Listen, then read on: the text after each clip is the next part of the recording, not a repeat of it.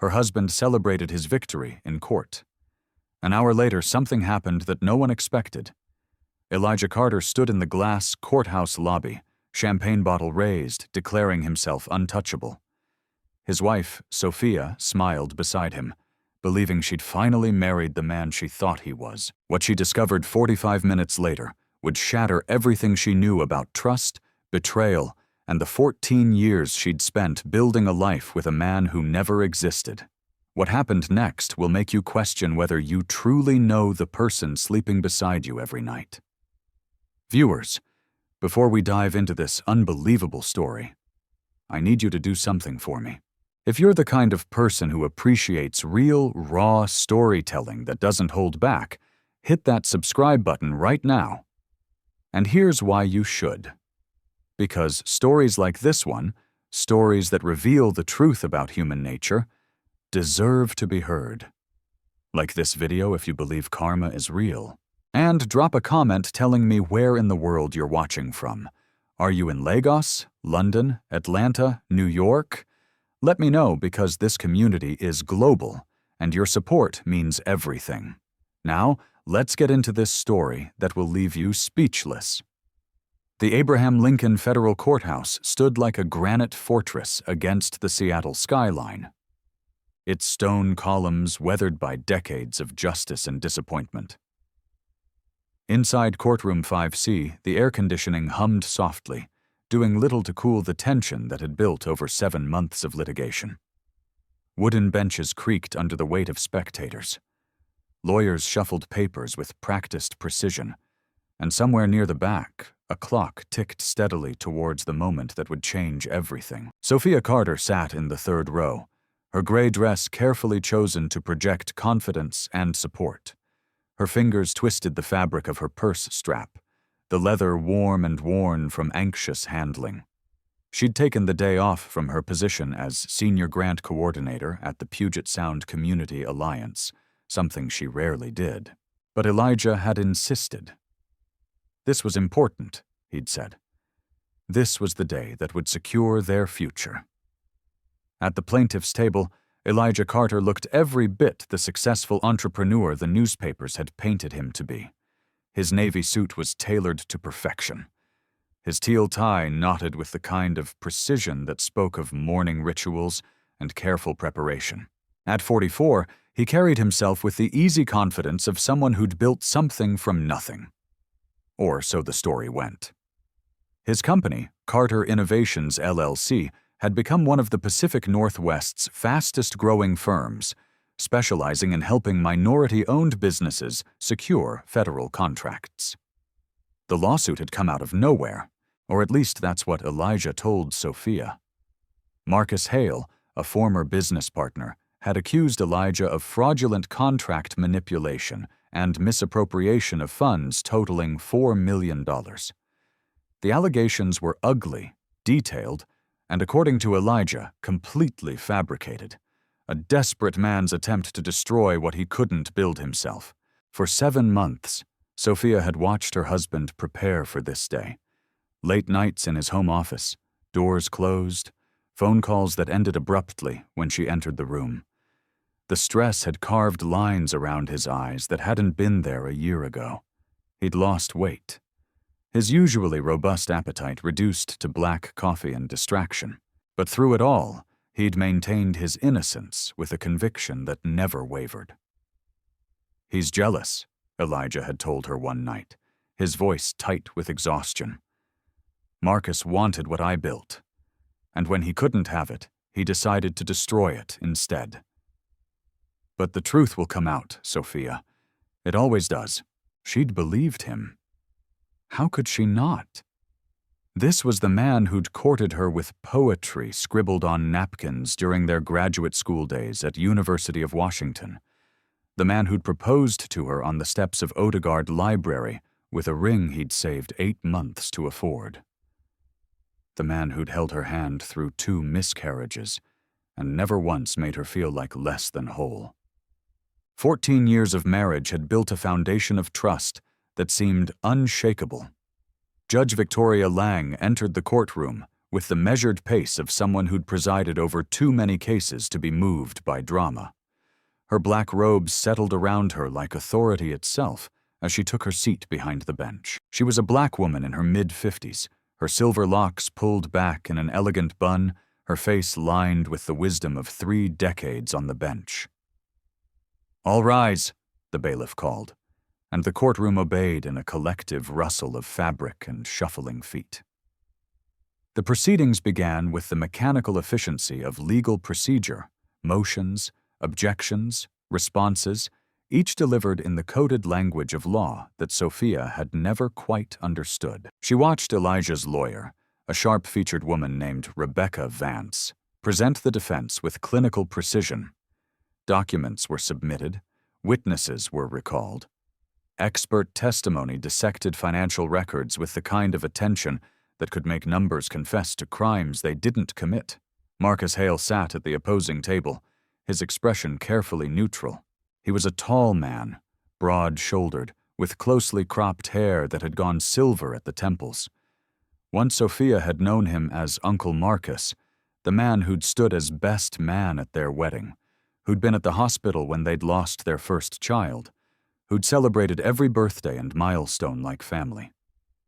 The betrayal cut both ways, Elijah had said.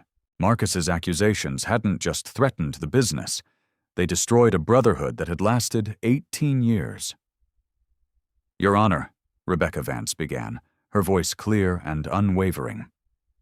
"The evidence presented by the plaintiff relies entirely on circumstantial interpretation and speculation. My client's financial records have been audited by 4 independent firms, all of which found no discrepancies. The contracts in question were awarded through legitimate channels following all federal procurement protocols. Mr. Hale's allegations stem not from fact, but from a fundamental misunderstanding of how government contracting operates."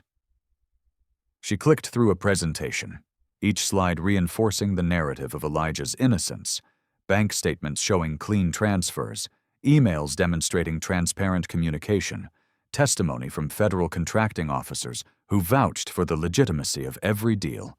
It was thorough. It was convincing. It was exactly what Sophia needed to hear.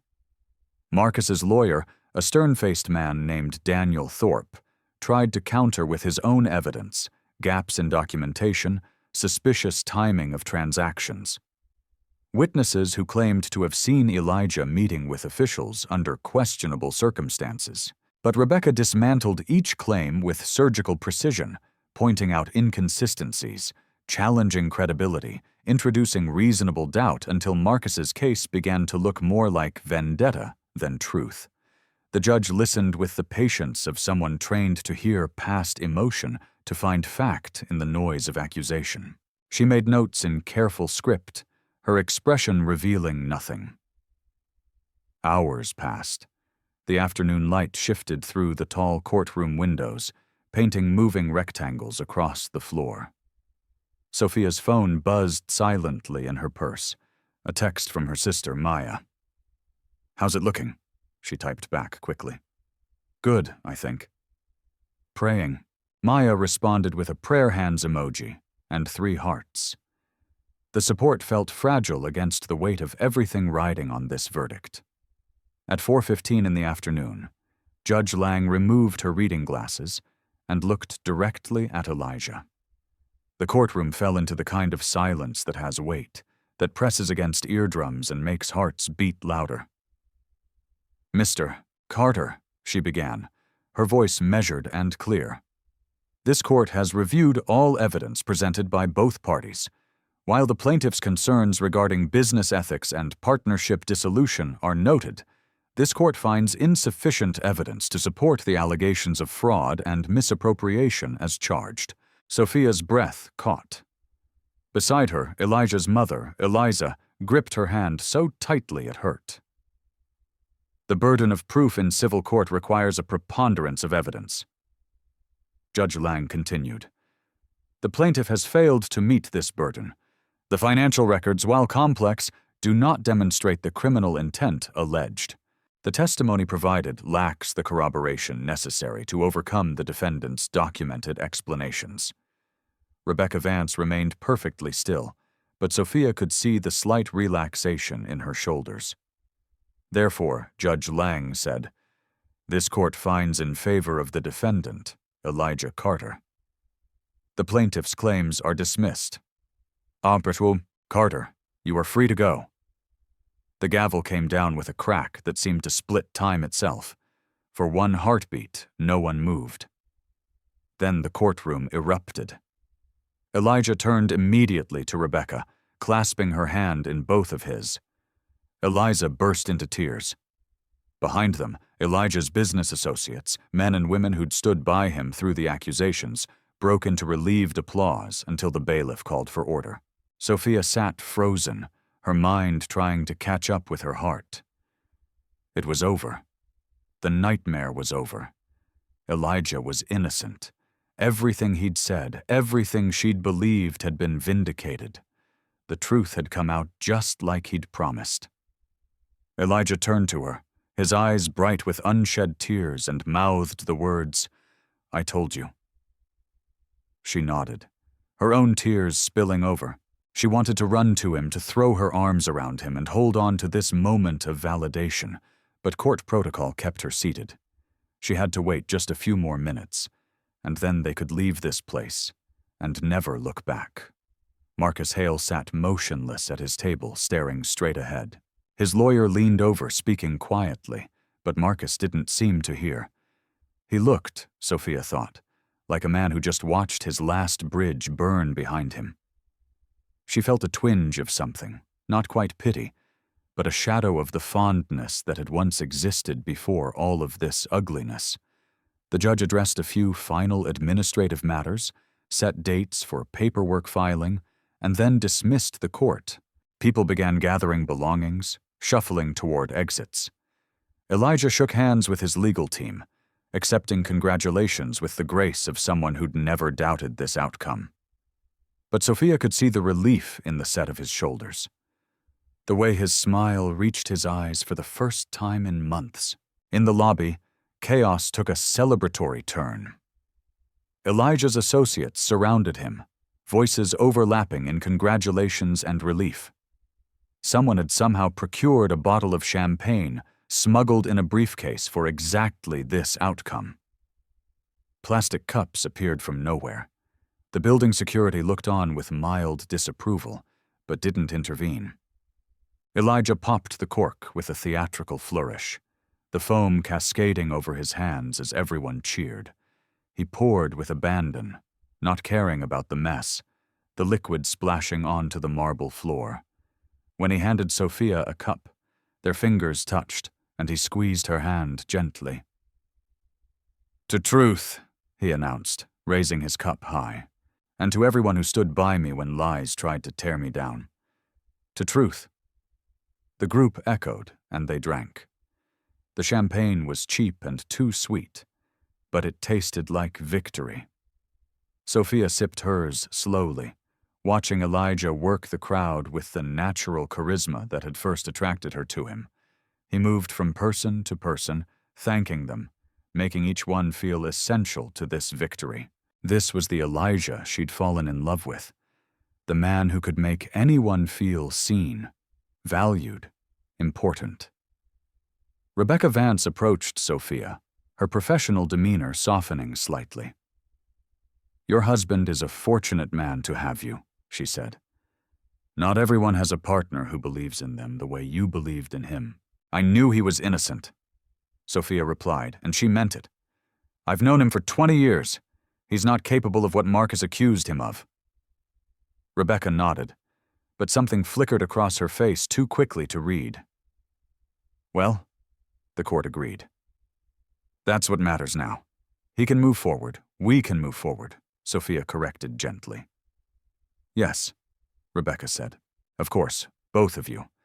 Reporters had gathered outside the courthouse, cameras ready, microphones extended. Elijah had warned Sophia this would happen. High-profile case, successful black entrepreneur, accusations of fraud. It was the kind of story that sold papers and drove clicks. He'd prepared a statement, something Rebecca had helped him craft to sound humble and forgiving, rather than vindictive. They pushed through the heavy brass doors into the late June afternoon. The air was crisp, carrying the first hints of summer.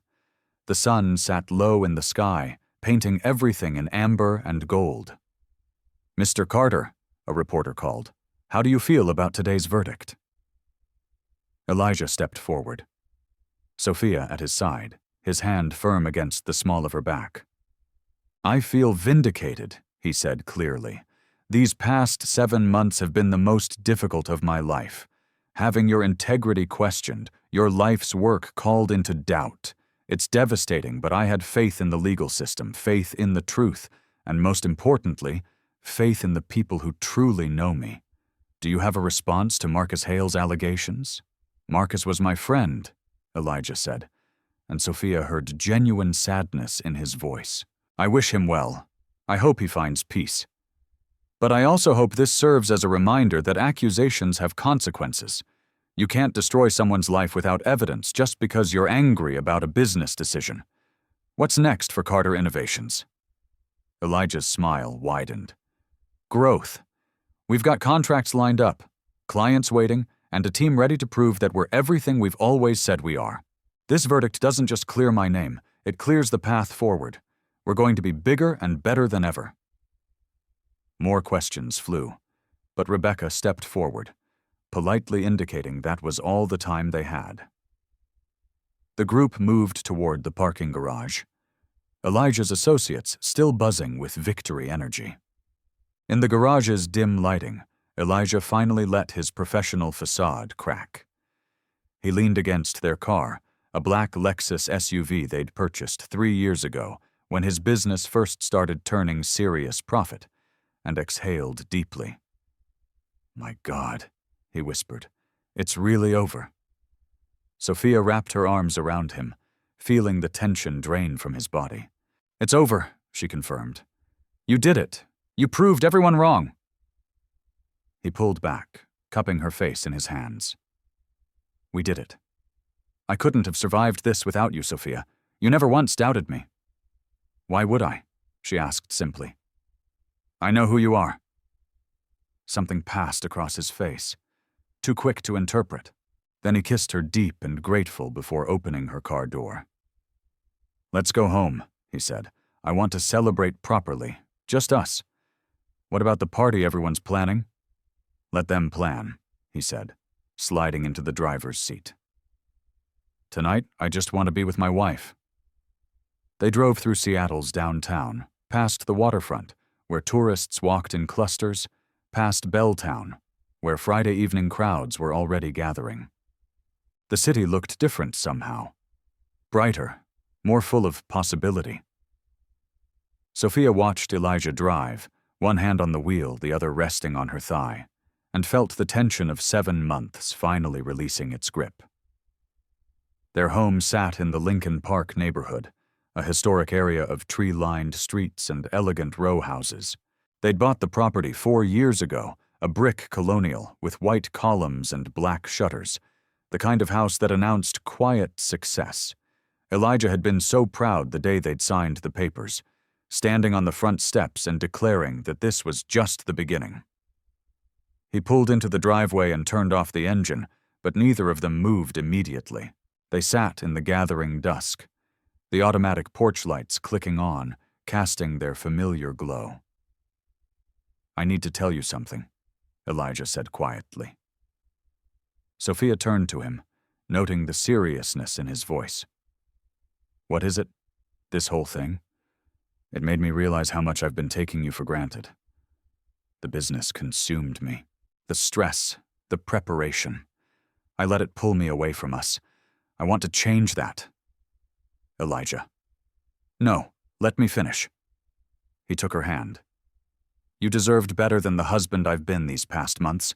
Closed doors, short answers, distraction. That ends now. I'm going to be present again for you, for us, for the life we're supposed to be building together." Tears pricked Sophia's eyes. "I just want you to be okay. That's all I've ever wanted." "I am okay," he said, leaning forward to kiss her forehead. "Because of you." Now come on, let's go inside. I'm going to order from that Thai place you love. We're going to open that expensive wine we've been saving, and we're going to toast to new beginnings. Inside, the house welcomed them with familiar comfort. Sophia kicked off her heels, feeling the cool, hard wood under her feet. Elijah loosened his tie, tossing his jacket over the back of the sofa with uncharacteristic carelessness. The tension that had lived in their home for 7 months seemed to evaporate, replaced by something lighter, freer. While Elijah called in the food order, Sophia went upstairs to change. She traded her gray dress for soft leggings and an oversized University of Washington sweatshirt, washed her face, and let her locks down from their professional updo. In the mirror, she looked tired but hopeful, the lines of stress around her eyes beginning to soften.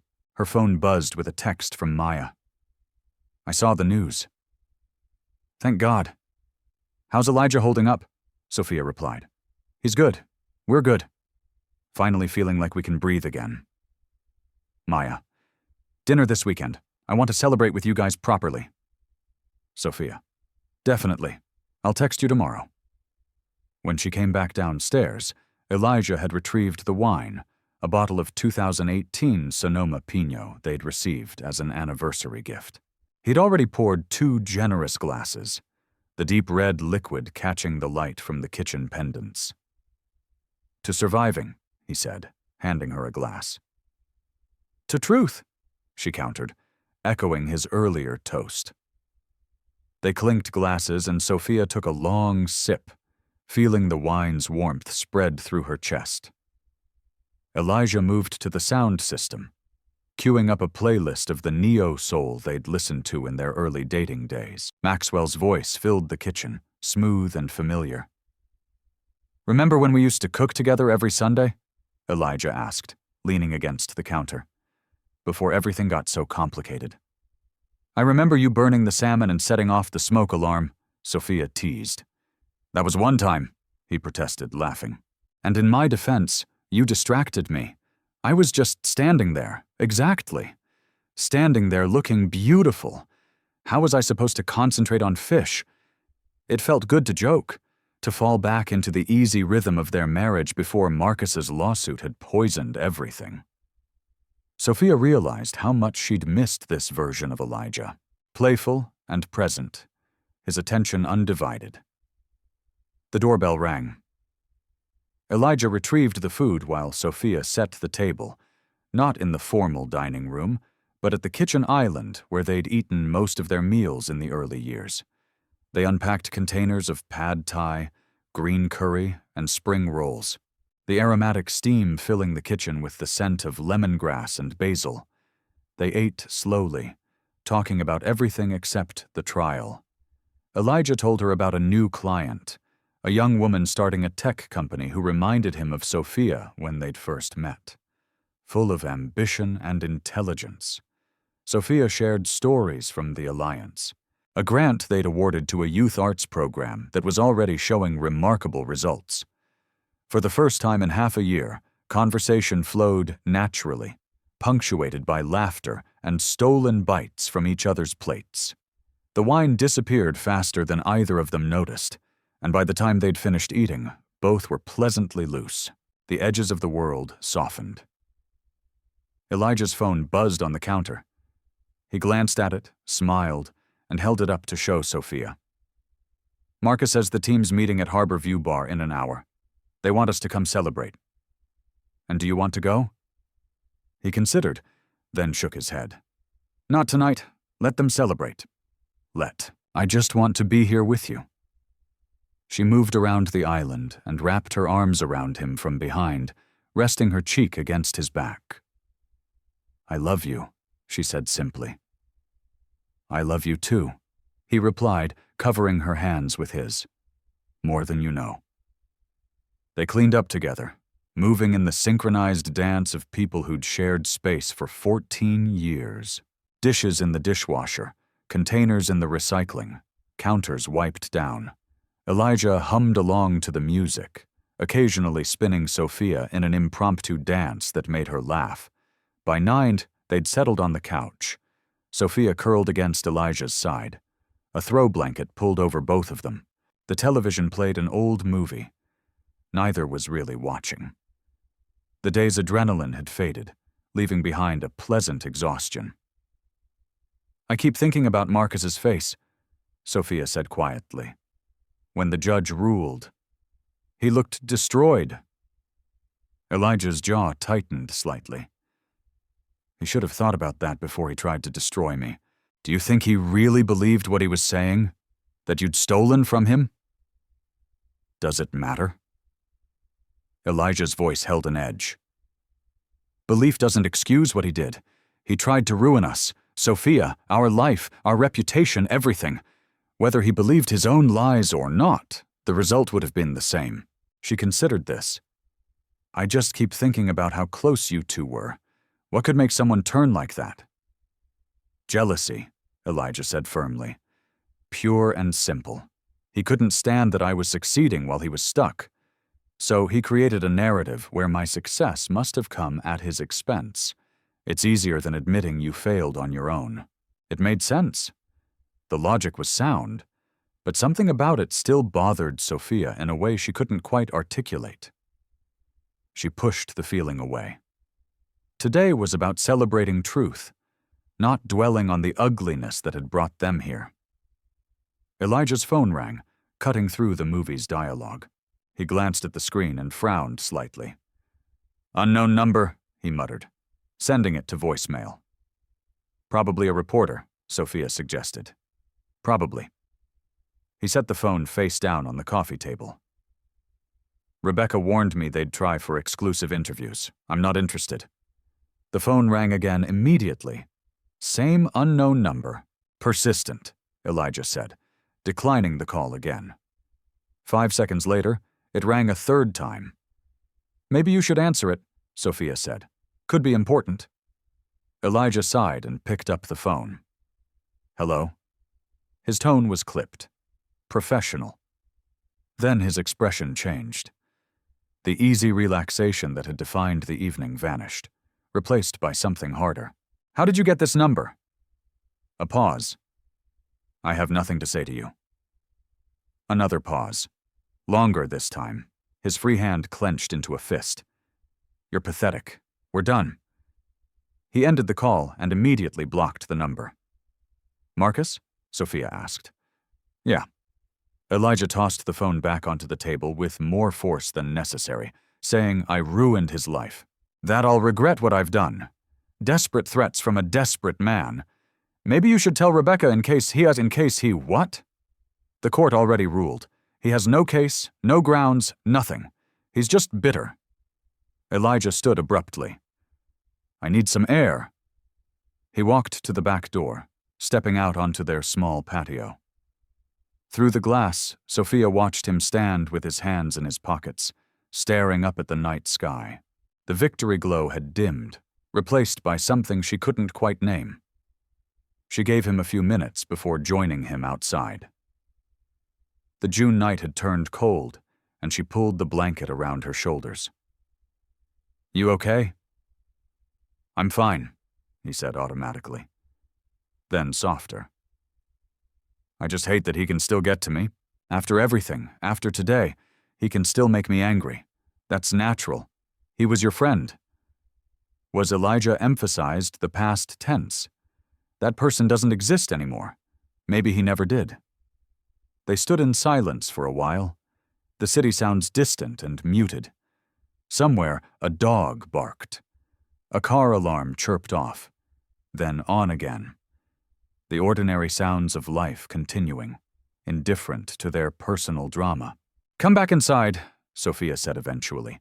"It's cold, and you've had enough stress for one lifetime today." He nodded, allowing her to lead him back in.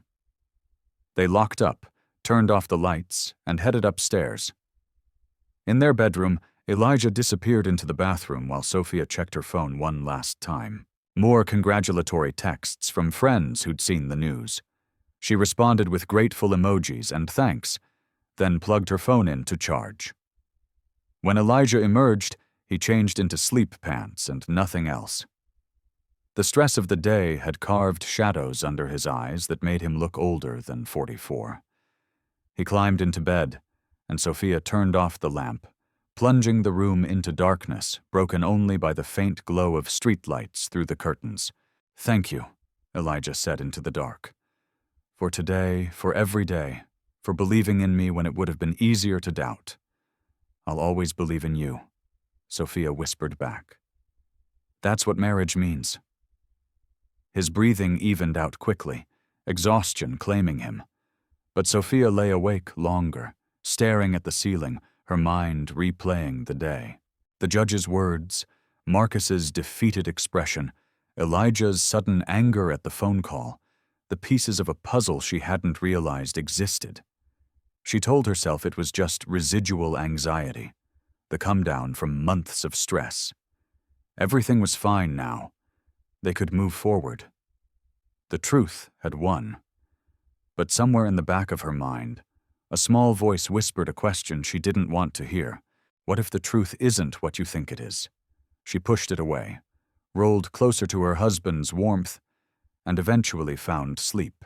Neither of them knew that in exactly 47 minutes, a man named Jordan Ellis would send an email that would detonate their lives like a carefully placed bomb. Neither of them knew that the truth Elijah had celebrated so publicly was built on a foundation of lies so elaborate, so carefully constructed that unraveling them would reveal not just deception, but a different person entirely. Neither of them knew that the real trial was just beginning. At 11:23 p.m., Elijah's phone lit up on the nightstand with a new email notification. Neither of them heard it. The subject line read, "Mr. Carter, we need to talk about what you really did to Marcus Hale." The phone screen went dark again, keeping its secrets for just a little while longer. Sophia woke to sunlight streaming through gaps in the curtains and the sound of the shower running. She reached across the bed, finding Elijah's side cool and empty. The clock on the nightstand read 8:30, later than she usually slept on a Saturday. The events of yesterday felt dreamlike. Victory and relief blurred together in memory. She stretched, feeling the pleasant ache of tension finally released from her shoulders. Through the bedroom window she could see their neighbor, Mrs. Lee, walking her golden retriever. The world had continued spinning, indifferent to their personal drama, and somehow that felt comforting. The shower cut off. A few minutes later, Elijah emerged in a cloud of steam, towel wrapped around his waist, another rubbing his close-cropped hair. He looked more rested than he had in months, the lines around his eyes softer in the morning light. "Morning," she said, propping herself up on her elbows. "Morning, beautiful."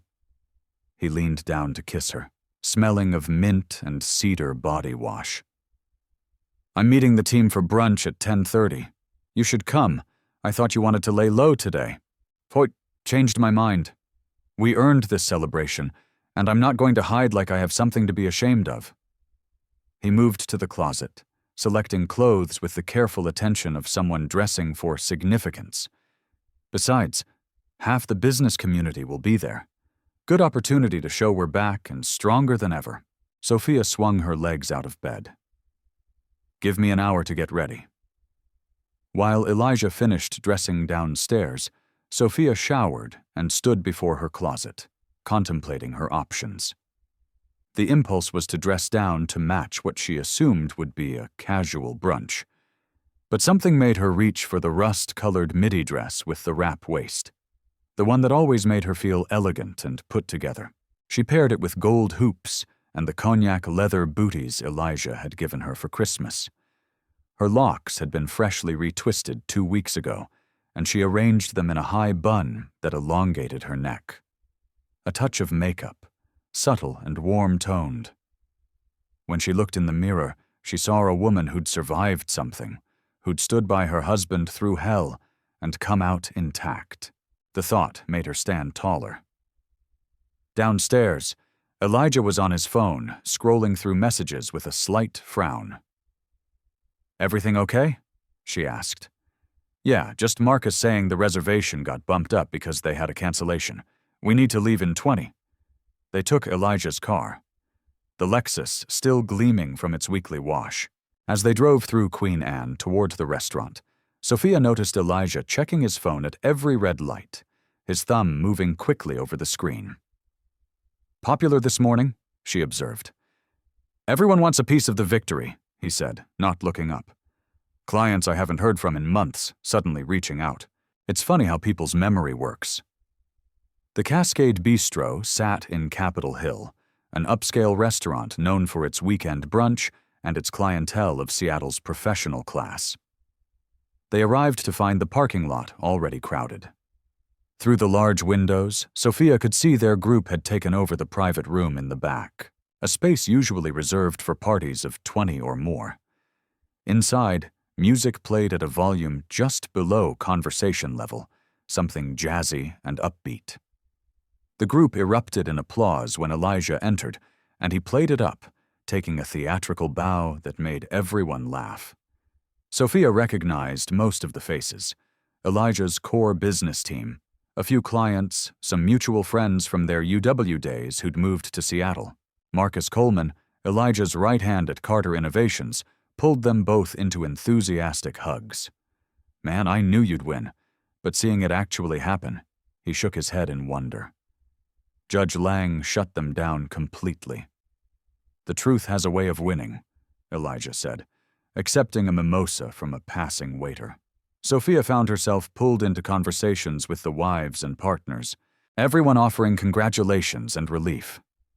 Simone, Marcus's wife, gripped her arm with genuine emotion. "Girl, I don't know how you stayed so strong through all of that. If someone accused Marcus of theft, I'd have fallen apart." "You trust who you love," Sophia said simply. "I knew Elijah. That's all I needed." But even as she said it, she noticed Elijah across the room, deep in conversation with someone she didn't recognize. A white man in his 50s, expensive suit, the kind of person who screamed old money and connections. They spoke in low tones, Elijah's body language shifting into something more guarded, more formal. When he noticed Sophia watching, he smiled and waved her over. "Sophia, this is Robert Kingsley. He's with the Commerce Department, Federal Contracts Division." "Mrs. Carter," Robert said, shaking her hand with a grip that was firm but perfunctory. "Your husband has quite the reputation for getting things done. We're lucky to have someone like him working with minority businesses." "Thank you," Sophia said, though something about the man's smile didn't quite reach his eyes. "I was just telling Elijah that yesterday's verdict clears the way for some opportunities we've had on hold," Robert continued. "Good to see the legal system work the way it should." The conversation shifted to business talk that went over Sophia's head: federal acquisition regulations and small business set-asides. She excused herself politely and moved to the buffet, loading her plate with Belgian waffles and fruit. Maya appeared at her elbow, startling her. "When did you get here?" Sophia asked. 10 minutes ago, Marcus texted me last night. Maya was 2 years younger, built like their mother, petite and fierce, with a master's degree in social work and opinions about everything. "So, how's he really doing?" "He's good. Relieved? Ready to move forward?" Maya glanced across the room where Elijah was now laughing at something Robert had said. And how are you?" "I'm fine, May." "Why wouldn't I be? Because you just spent 7 months watching your husband get dragged through legal hell, and now everyone's acting like it never happened. That's got to mess with you." Sophia bristled slightly. "What do you want me to say? That I'm not happy he won? That I wish Marcus's lies had destroyed us? I want you to say how you actually feel instead of performing strong, supportive wife for everyone here." "I am happy," Sophia insisted. "This is what I wanted for it to be over, for him to be vindicated." Maya studied her sister's face for a long moment. "Okay," she said finally. "If you say so." They found seats at one of the long tables, and the brunch shifted into the comfortable chaos of friends gathering, multiple conversations overlapping, laughter punctuating stories. Elijah held court at the head of the table, recounting moments from the trial with the timing of a practiced storyteller. He had everyone leaning in when he described Marcus's lawyer's face as the verdict was read. Man looked like somebody had stolen his wallet and his car in the same afternoon, Elijah said, and the table erupted in laughter. Sophia laughed too, but she couldn't help noticing Marcus's name had become a punchline. The friend who'd been like family now reduced to the butt of victory jokes. She thought about calling Marcus's wife Diane, who she'd known for nearly as long as she'd known Elijah. They'd been close once, their kids playing together at cookouts that felt like a lifetime ago. But what would she say? Sorry, your husband tried to destroy mine. The whole situation was impossible. Friendship, collateral damage to whatever had broken between the two men. The food kept coming, and so did the drinks. Bottomless mimosas gave way to Bloody Marys, and the party's energy climbed as the afternoon wore on. Someone plugged their phone into the restaurant's sound system, and old-school hip-hop filled the private room. A few people started dancing between the tables, and Elijah pulled Sophia up, spinning her into an impromptu two-step that made her dizzy with nostalgia. This was the man she'd married. Charismatic, fun, able to turn any gathering into a celebration. For a moment, she let herself sink into the joy of it, into the relief of having this version of him back. But then his phone rang. He glanced at the screen, and his expression shifted, the smile freezing, then cracking slightly. I need to take this, he said, already moving toward the exit. Sophia watched him through the window, pacing on the sidewalk. One hand pressed to his ear, the other gesturing emphatically. The call lasted maybe 3 minutes. When he came back inside, his energy had changed. Still smiling, still engaging, but there was a tightness around his eyes that hadn't been there before. Everything all right? She asked quietly. Fine, he said quickly. Just a client panicking about paperwork. Nothing that can't wait until Monday. But he checked his phone 3 more times in the next 20 minutes, and each time his jaw tightened slightly. By 2:30, the party was winding down. People made excuses about weekend errands and family obligations, exchanging hugs and promises to get together soon. Elijah and Sophia were among the last to leave. Elijah settling the considerable bill with a credit card and a generous tip that made the waiter's eyes widen. In the car, Elijah was quiet. He drove with one hand, the other drumming restlessly on his thigh. The easy joy of the morning had evaporated, replaced by something that felt like worry wearing a mask of calm. That was nice, Sophia offered. Everyone showing up like that. Yeah, Elijah agreed, but his mind was clearly elsewhere. Elijah, what's wrong? Nothing's wrong. I'm just tired.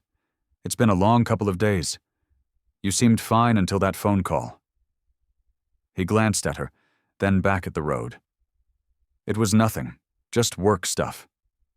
I don't want to bore you with the details. There it was again. The door closing, the shutting out. She'd thought that was over, that the trial's end would mean no more secrets, no more closed doors. But here it was, that familiar wall sliding back into place. They drove the rest of the way in silence, the city passing by in a blur of brownstones and corner stores. When they pulled into their driveway, Elijah was already on his phone again, reading something that made his lips press into a thin line. Inside the house, he headed straight for his office. I need to handle something real quick, he said. Won't be long. The office door closed.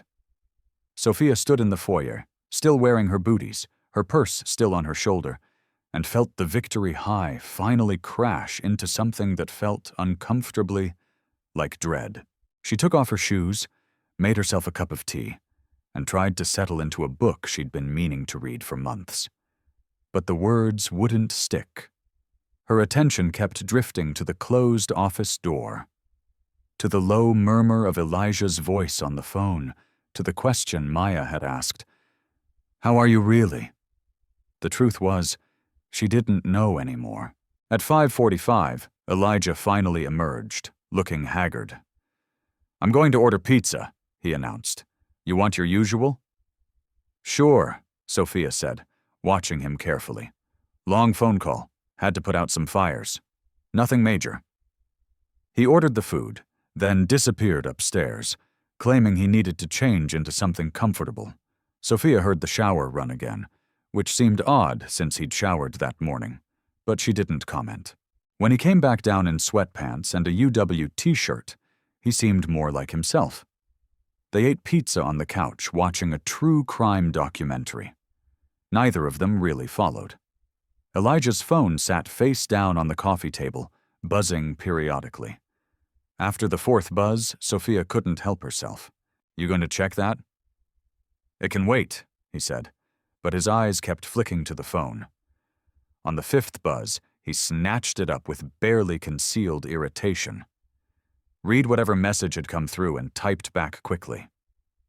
His expression was unreadable, but his thumbs moved with the aggression of someone fighting a battle through text. "Elijah, what's going on?" "Nothing," he said automatically. "Don't lie to me, please.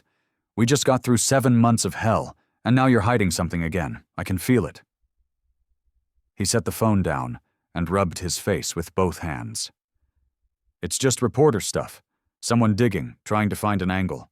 Make the story more dramatic than it was. Rebecca's handling it." "What kind of angle? Does it matter?" "The trial's over. We won."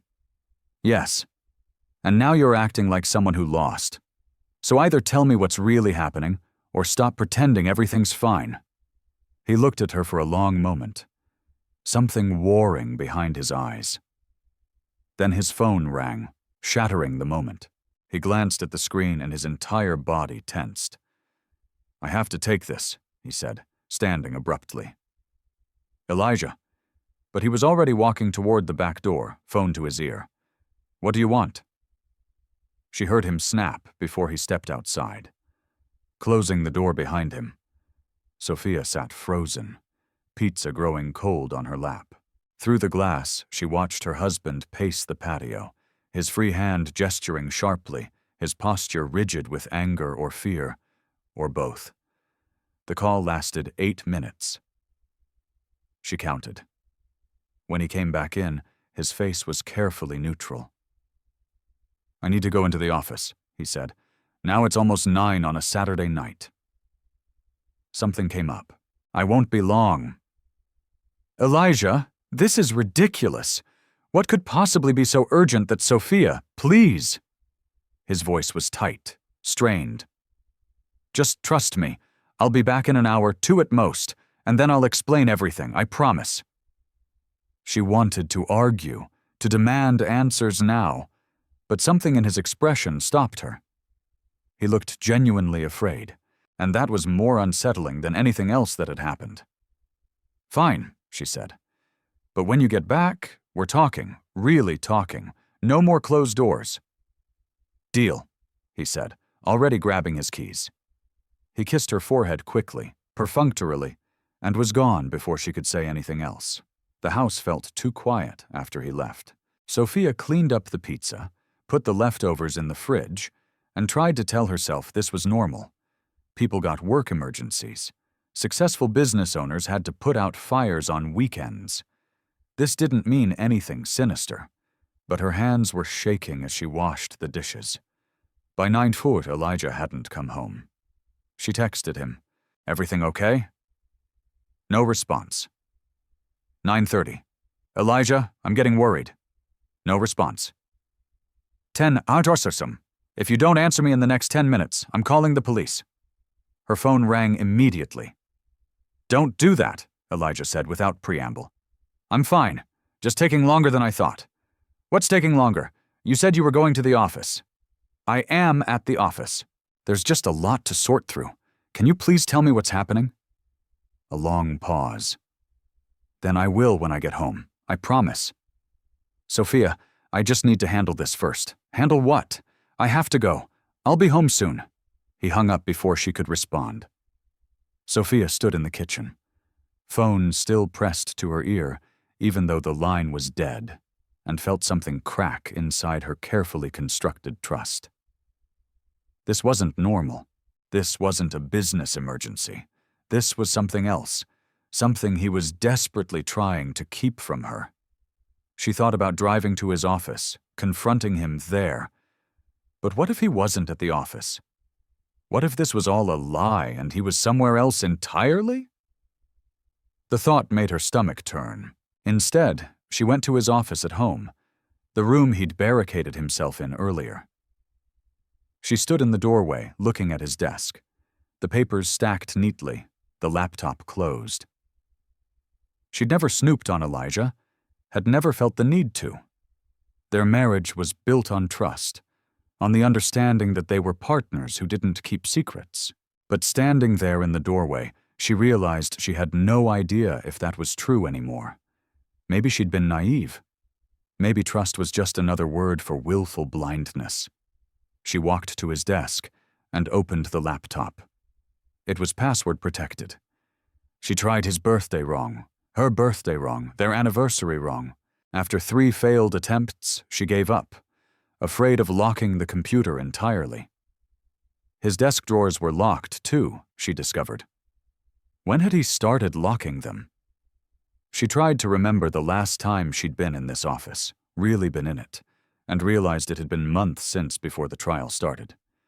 He'd claimed he needed privacy to work on the case with Rebecca, and she'd respected that.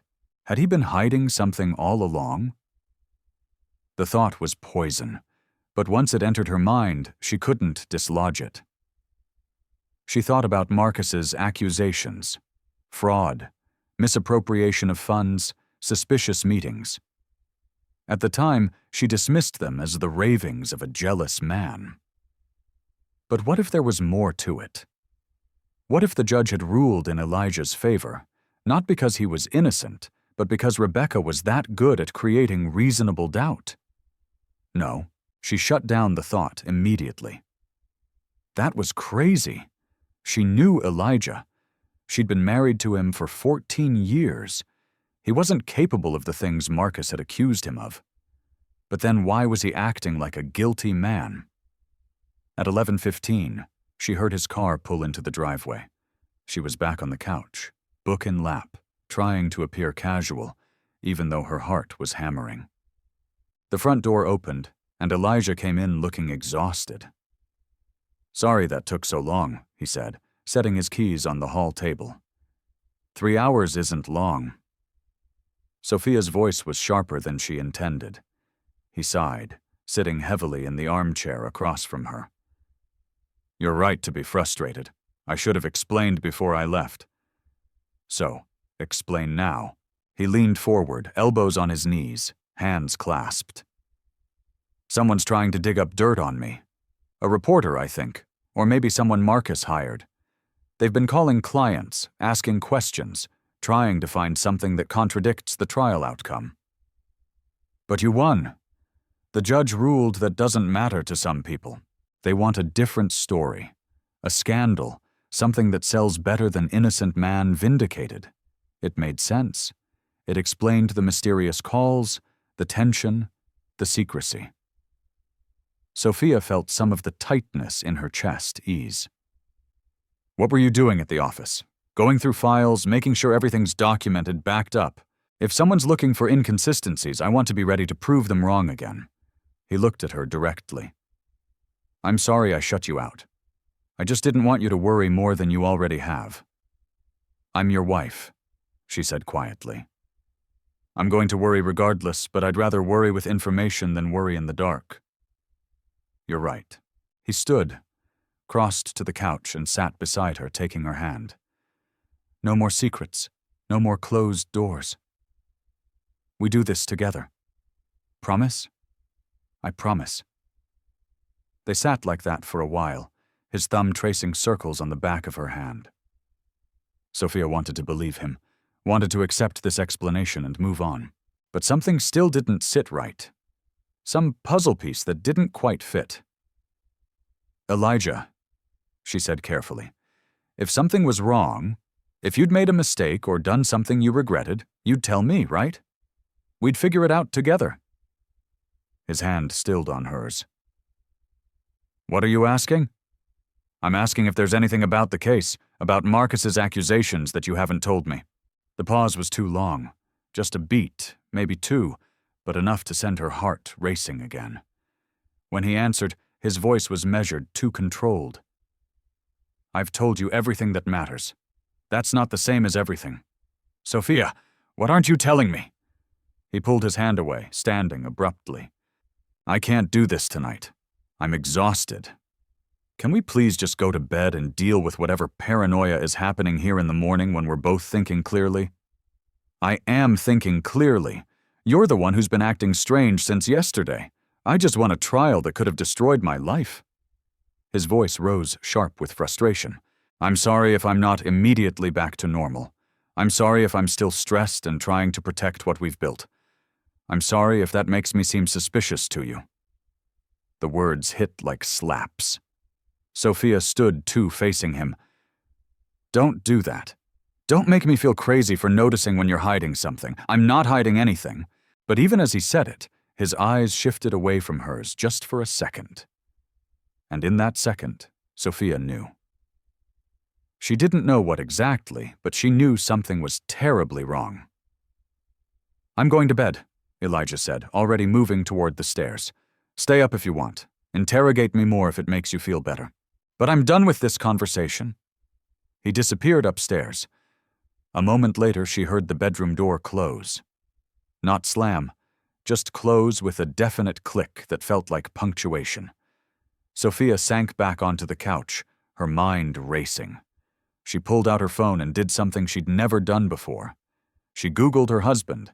"Elijah Carter. Fraud case," she typed, and dozens of results appeared. News articles about the trial, op-eds about corruption in government contracting, a few blog posts speculating about the case's outcome. She clicked through them, reading summaries of Marcus's allegations, Rebecca's defense, the judge's reasoning. Everything matched what she'd seen in court. But then on the third page of results, she found something else. A blog post dated that morning, published just hours ago. The headline read, "Carter victory raises questions about what judge didn't see." Her finger hovered over the link. Part of her wanted to close the browser to trust her husband to believe in the verdict and move on with their lives. But a larger part, the part that had felt growing unease all day, clicked the link. The article was written by someone named Jordan Ellis, who identified himself as an independent investigative journalist. The writing was measured. Careful not to make explicit accusations, but the implications were clear. He'd found gaps in the financial records, witnesses who claimed to have information but hadn't been called to testify, a suggestion that evidence had been suppressed or overlooked. And at the bottom of the article, a single line that made Sophia's blood run cold. Sources close to the case suggest that the full truth about Elijah Carter's business practices is far from what was presented in court. Full investigation to be published, pending further verification. Sophia read the article 3 times, each time feeling her world tilt further off its axis. This could be nothing. Journalistic speculation, an attempt to manufacture scandal where none existed. Rebecca had said there would be people trying to undermine the victory. But what if it wasn't? What if there really was more to the story? What if her husband, the man she'd defended so fiercely, had been lying to her all along? Her phone buzzed with an email notification. She almost ignored it, but the sender's name caught her eye. Jordan Ellis. Her hands trembled as she opened it. "Mrs. Carter," the email began. "I know you don't know me, but I need to speak with you about your husband's case. I have information that I believe you deserve to see before it becomes public. Information that suggests the trial outcome was not based on complete truth. I understand you have no reason to trust me, but I'm asking you to meet with me tomorrow. What I have to show you will change everything you think you know about Elijah Carter. Please respond by midnight if you're willing to hear the truth." An address was listed at the bottom. A coffee shop in Bellevue tomorrow at 2 p.m. Sophia stared at the email until the words blurred. This was insane. Meeting with a stranger who was essentially accusing her husband of lying. Going behind Elijah's back based on the word of someone who made their living finding scandal. But the alternative was continuing to live in doubt. Wondering what Elijah was hiding. Feeling the foundation of her marriage crack beneath her feet. She looked at the time, 11:47 p.m., 13 minutes until his deadline. Upstairs, Elijah was presumably asleep or pretending to be. Tomorrow was Sunday. They planned to spend it quietly at home, recovering from the week's intensity. A normal day for a couple trying to return to normal life, except nothing about this was normal anymore. At 11:59 p.m., Sophia's finger hovered over the reply button. She thought about 14 years of marriage, about trust and loyalty and partnership, about the man she'd believed she knew better than anyone. And then she thought about his face when she'd asked if he was hiding anything. The way his eyes had shifted. The too long pause. She hit reply and typed 2 words. "I'll come." Sunday morning arrived with a kind of brilliant autumn sunshine that felt wrong for the darkness churning in Sophia's chest. She'd barely slept, her mind replaying the decision to meet Jordan Ellis on an endless loop, questioning and re-questioning whether she'd just made the worst mistake of her marriage. Elijah was already awake when she finally gave up on sleep at 7:30. She could hear him downstairs, the familiar sounds of coffee brewing, and the morning news playing softly. When she came down, he was at the kitchen table, laptop open, reading glasses perched on his nose, looking like any other Sunday morning. "Morning," he said, glancing up. His eyes were bloodshot, suggesting his sleep had been as poor as hers. "Coffee's fresh, thanks." She poured herself a cup, added cream, and stood at the counter rather than sitting with him. The distance felt safer somehow. "About last night," Elijah began. "I shouldn't have snapped at you. You were right to ask questions." "It's fine," Sophia said, though it wasn't. "Nothing was fine. It's not fine. I've been stressed and I took it out on you. I'm sorry." He closed the laptop, giving her his full attention. "What can I do to make this right? Just be honest with me. That's all I've ever asked." "I am being honest," he said, but something in his tone felt practiced, rehearsed. Sophia sipped her coffee, buying time. "I need to meet Maya for lunch today." She lied. "Sister time." "She's been worried about me." Elijah nodded. "That's good. You two should spend time together. I've got some calls to make anyway." More calls, more closed doors. She wondered if he noticed how hollow this had all become. This performance of normalcy stretched over the cracks in their foundation.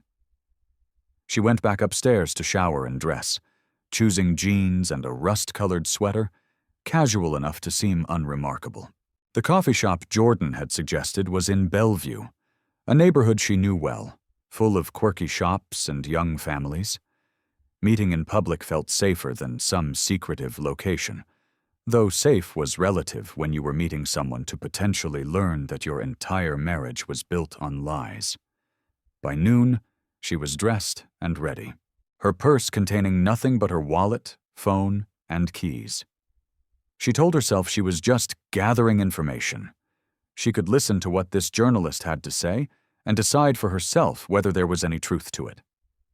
She didn't owe him anything, and she certainly didn't owe him her trust just because he'd sent an ominous email.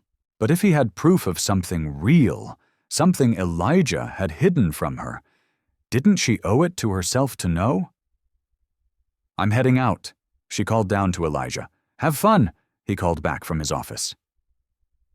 The door was closed again. The drive to Bellevue took 20 minutes.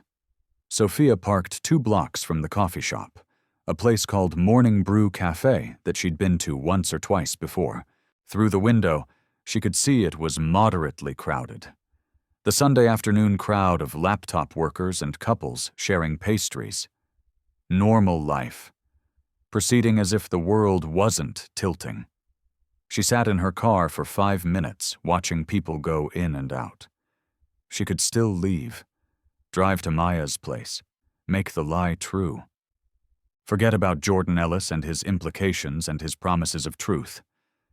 But her hands were already turning off the engine, her legs carrying her toward the entrance. The bell above the door chimed as she entered. Jordan Ellis sat in the back corner, exactly where his email had said he'd be. He was younger than she'd expected, maybe mid-30s, with light brown skin, neat locks pulled back, and wire-rimmed glasses that gave him an academic air. He wore a navy cardigan over a white t-shirt and had 3 manila folders stacked beside his laptop. He stood when he saw her, extending his hand. "Mrs. Carter, thank you for coming. I know this wasn't easy. I'm not making any promises," Sophia said, shaking his hand briefly. "I'm here to listen, but that doesn't mean I believe anything you're going to tell me." "Fair enough." He gestured to the chair across from him. "Can I get you something to drink?" "I'm fine." She sat, her posture rigid, defensive. "Let's just get to whatever it is you want to show me." Jordan settled back into his seat, his expression serious. "First, I want you to know I'm not doing this to hurt you. I'm a journalist, yes, but I'm also someone who believes people deserve to know the truth about the people closest to them. What I'm about to share with you isn't speculation or rumor. It's documented evidence that was never presented in court." "Why wasn't it presented?" Sophia demanded. "If you have evidence, why didn't Marcus's lawyer use it?" "Because he didn't have it. I've been investigating your husband's business practices independently for the past 9 months, long before the trial started. What I found goes beyond what Marcus accused him of. And the reason it didn't come out in court is because some very powerful people wanted it buried. That's a hell of an accusation. It's a hell of a story." He opened the first folder. "I'm going to show you 3 things. After each one, you can leave if you want, but if you stay, you'll see the complete picture." Sophia's throat felt tight. "Fine. Show me." He pulled out a series of bank statements, highlighted and annotated. These are from an offshore account registered under a shell company called Horizon Ventures LLC. The company was created 4 years ago, and its sole purpose appears to be receiving payments from government contractors after your husband secures them deals. "That doesn't prove anything illegal," Sophia said, but her voice wavered. "Consultants get paid when their clients succeed."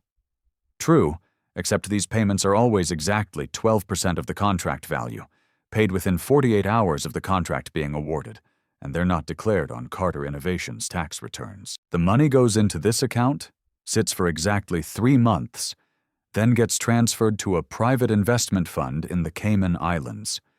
He showed her the pattern highlighted across dozens of transactions. The consistency was damning.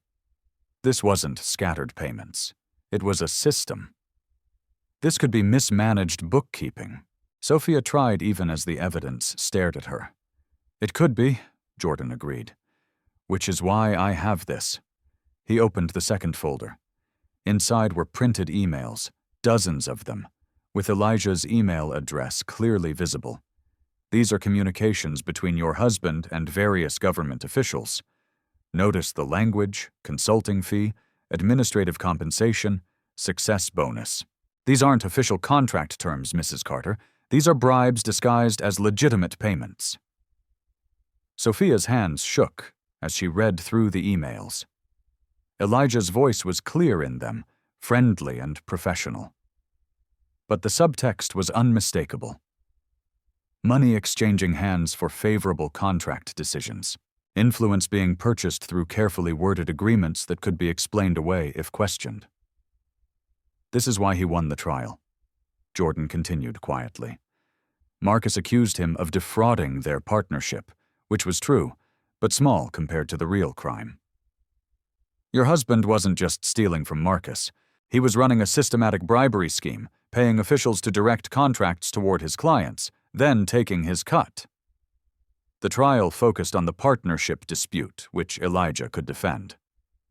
But this is federal corruption. Why are you showing me this?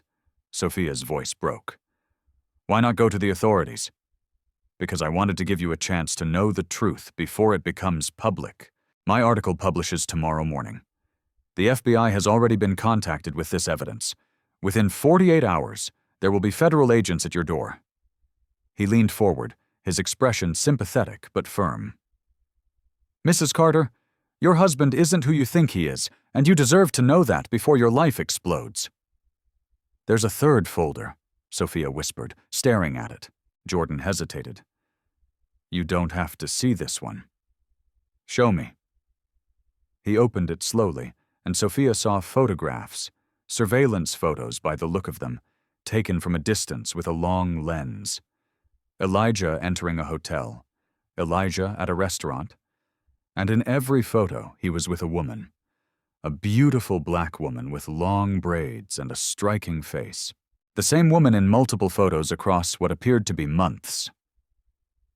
Her name is Olivia Grant, Jordan said gently. She's a lobbyist for Apex Tech Solutions. She's also been your husband's mistress for the past 3 years. The world stopped. Sophia couldn't breathe, couldn't think, couldn't process the words that had just been spoken.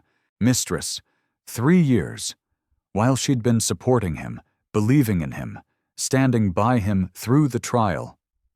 The hotel photos are from 4 weeks ago, Jordan continued while he was supposedly working late, preparing for trial. The restaurant photos are from throughout the past 24 months. I have receipts showing he's rented an apartment in her name in Belltown. He pays the rent through one of his Shell accounts. Sophia's vision blurred. She was going to be sick. Stop, she managed. Please stop. Jordan closed the folder. I'm sorry. I know this is devastating. You don't know anything about me. Sophia snapped, tears streaming down her face now. You don't know my marriage. There could be explanations. Mrs. Carter, his voice was kind but unrelenting. I've been doing this job for 10 years. I know denial when I see it, and I know the difference between circumstantial evidence and proof. What I've shown you is proof. Your husband is a criminal who's been living a double life, and tomorrow everyone is going to know it. She stood abruptly, knocking her chair back. I have to go. Wait.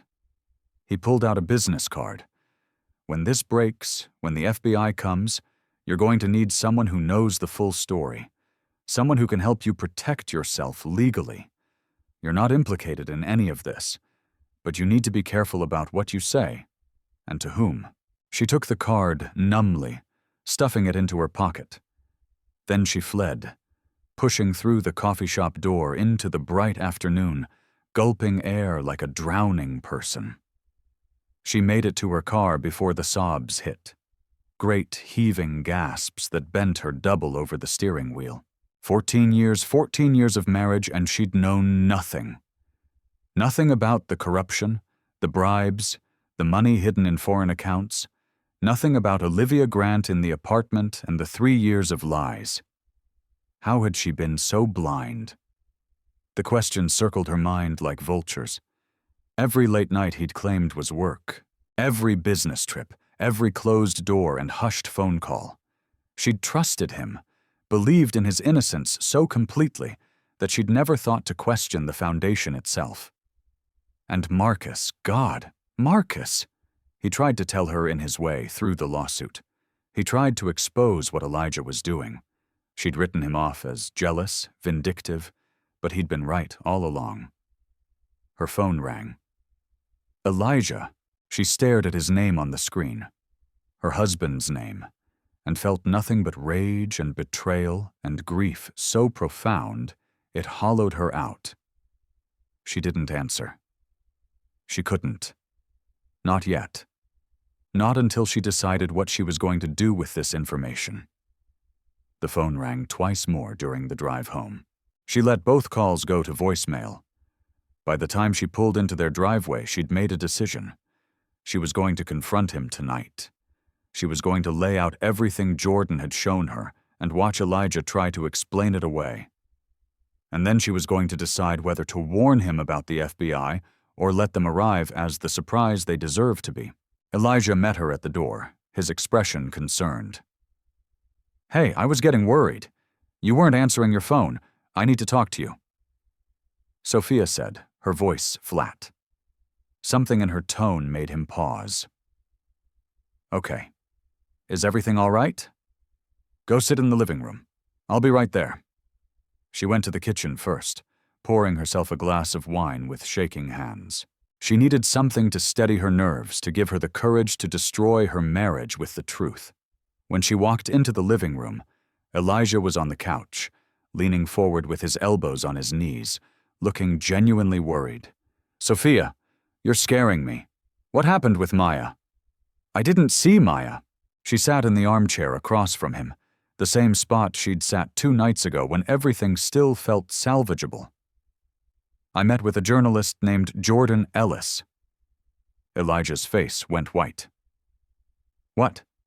"He contacted me, said he had information about you that I deserved to see. So I met with him." She watched his expression carefully, saw the panic flash across his features. "He showed me bank statements. Elijah from offshore accounts from a company called Horizon Ventures." "Sophia, listen to me."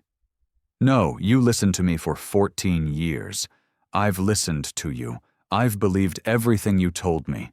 I defended you against Marcus, trusted you through the trial, stood by you when the entire world was questioning your integrity. And the whole time you were lying to me. Whatever he told you, whatever he showed you, it's not what you think. He showed me emails." Her voice rose, cracking with emotion. "Emails between you and government officials, bribes. Elijah, you've been paying people off for contracts, taking cuts from deals you manipulated. That's not circumstantial evidence or misunderstanding. That's federal corruption." Elijah stood, his hands raised in a placating gesture. Okay. Yes, there are accounts. Yes, there are payments, but it's not illegal. It's how business works at that level. Everyone does it. Consulting fees, performance bonuses. Don't insult my intelligence." Sophia cut him off. "I may not be a lawyer, but I know the difference between legitimate business and bribery. And I know you've been hiding it from me because you knew exactly what it was." He ran his hands over his face, and when he looked at her again, the mask had finally dropped. The charming, confident Elijah was gone, replaced by someone who looked cornered and desperate. "What do you want me to say? That I did it? Fine, I did it. I saw an opportunity to make real money, to build something substantial, and I took it. You think Marcus's lawsuit was bad? That trial was nothing, a distraction from what really matters. And what about Olivia Grant?" The name felt like poison in her mouth. Was she a distraction too? Or was she the real relationship while I was just the supportive wife playing her part? Elijah's expression shifted to something that looked like genuine surprise. "He told you about Olivia. He showed me photos.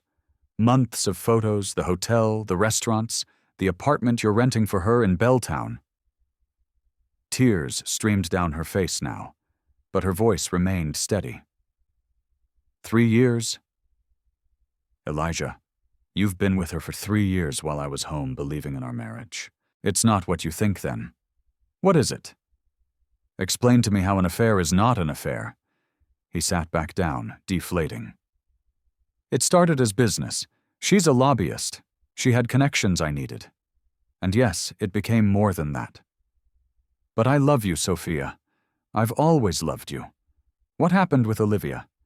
It doesn't change what we have." "What we have?" Sophia laughed bitterly. "What do we have, Elijah? A marriage built on lies. A home purchased with stolen money. 14 years of me loving someone who doesn't even exist. That's not true. The man you fell in love with, that's still me. I just did what I had to do to succeed, to give us this life. I never asked for this life. She stood pacing now, unable to sit still with the rage coursing through her. I never asked you to commit crimes or cheat on me. I would have been happy with less money and actual honesty. But you didn't give me that choice, did you? You decided what our marriage would be, and you let me believe it was something completely different. What do you want from me?" Elijah's voice rose to match hers. "An apology. You want me to say I'm sorry for building a successful business, for making the kind of money that gave you everything you have. I want you to acknowledge that you destroyed us," Sophia screamed. "I want you to admit that you took our marriage and our trust, and you lit it on fire for money and another woman. I want you to take responsibility for the fact that in 48 hours, federal agents are going to be at our door because you couldn't just do things the right way." Silence fell like a hammer. Elijah stared at her. "What did you say?" "Jordan is publishing his story tomorrow morning. He's already contacted the FBI with his evidence. They're coming, Elijah. All of this, the accounts, the bribes, the pattern of corruption, it's all about to become public. The trial you just won, it's going to look like a bad joke." Elijah stood slowly, his face ashen. "You told him I was guilty. You confirmed it. I didn't tell him anything. He already had everything he needed. I just didn't warn you fast enough for you to run." "I'm not running. I'll fight this just like I fought Marcus with what? More lies? More expensive lawyers covering up the truth? Rebecca can't save you from this, Elijah. This is too big, too many people involved. You're going to prison." The words hung in the air between them, heavy and final. Elijah sank back onto the couch, his head in his hands. For a long moment, neither of them spoke. Then quietly, he said, "I never meant to hurt you, but you did." Sophia's voice was empty now, drained of rage and leaving only grief. "You destroyed everything we built. Not just the lies about business, but us, our marriage, our trust, everything I believed about who we were together. You killed it. And you did it consciously, day after day, choosing money and power and another woman over me. What are you going to do?" he asked, not looking at her. "I'm calling a lawyer. Tomorrow morning I'm filing for divorce, and when the FBI comes, I'm cooperating fully with whatever they need from me." His head snapped up. "You'd testify against me? I'd testify for the truth, something you've forgotten how to do." She headed for the stairs, then paused. "I'm sleeping in the guest room tonight. I want you out of the house by tomorrow afternoon. I don't care where you go. Stay with Marcus. Go to Olivia. Rent a hotel. But I can't look at you anymore." "Sophia, please don't." She held up her hand, stopping him. "Don't say my name. Don't apologize again. Don't try to make this something it's not. You made your choices. Now I'm making mine." She went upstairs, locked herself in the guest room, and finally let herself break completely. She cried until her throat was raw, until her eyes were swollen shut, until there were no more tears left. Somewhere below, she heard Elijah moving around, heard him on the phone, heard the desperation in his muffled voice. She didn't care. Whatever happened to him now was justice too long delayed. At midnight, her phone lit up with a text from Maya. "Are you okay? I had this weird feeling something was wrong." Sophia stared at the message for a long time before responding. "Everything's about to fall apart. Can I come stay with you for a while?" Maya. "Of course, always." "What happened, Sophia? I'll tell you everything tomorrow. I just can't be here anymore." She packed a bag quietly. Essentials only, moving through the dark house like a ghost. Elijah's office light was still on, his voice still audible through the door, frantic and afraid. She didn't say goodbye. There was nothing left to say. The next morning, Jordan Ellis's article broke across every major news outlet. Federal contractor caught in multi-million-dollar bribery scheme. Elijah Carter's house of cards collapses. The details were exhaustive, damning, impossible to deny. By noon, Elijah's office had been raided by federal agents. By 3:01 p.m., he'd been arrested on charges of corruption, bribery, and tax evasion. Sophia watched it all unfold from Maya's apartment, the television playing endless coverage of her husband's fall from grace. The man who'd celebrated his victory just days ago now sat in a federal holding cell. His empire crumbling, his reputation destroyed, his marriage over. And somewhere in Belltown, Olivia Grant was probably learning that the man who'd promised her everything had nothing left to give. The story dominated the news cycle for weeks. More details emerged. More victims came forward. Marcus Hale gave an interview saying he tried to warn people, but no one had listened. Judge Lang issued a statement expressing concern about how the evidence had been presented in the civil trial. Rebecca Vance declined to comment, but was rumored to be cooperating with federal investigators. Through it all, Sophia stayed silent. She gave no interviews, made no statements, simply moved through her days with the mechanical efficiency of someone in survival mode. She went to work at the Alliance. She met with her divorce lawyer. She answered the FBI's questions truthfully and completely. And slowly, painfully, she began to rebuild a life from the ruins of the one that had been destroyed. 6 months later, on a bright spring morning, Sophia stood in a courtroom again. This time she was there for her own hearing, the finalization of her divorce. Elijah was in federal prison awaiting his trial, which had been delayed multiple times. He'd signed the divorce papers without contest, understanding that he'd already taken too much from her. The judge, a different one this time, declared their marriage dissolved, 14 years erased with the strike of a gavel.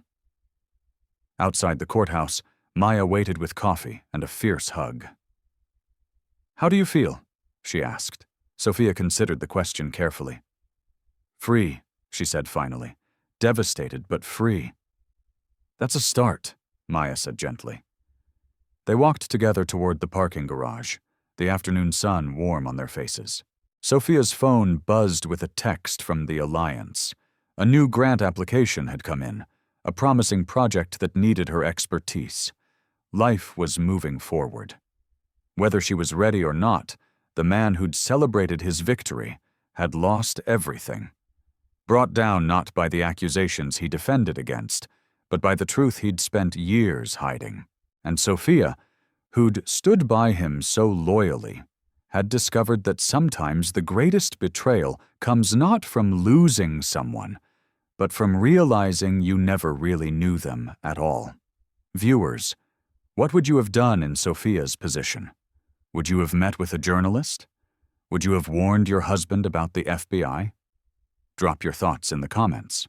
And don't forget to like and subscribe for more real stories about betrayal, justice, and the strength it takes to rebuild when everything falls apart. Remember, the truth always finds a way to surface, no matter how deep you try to bury.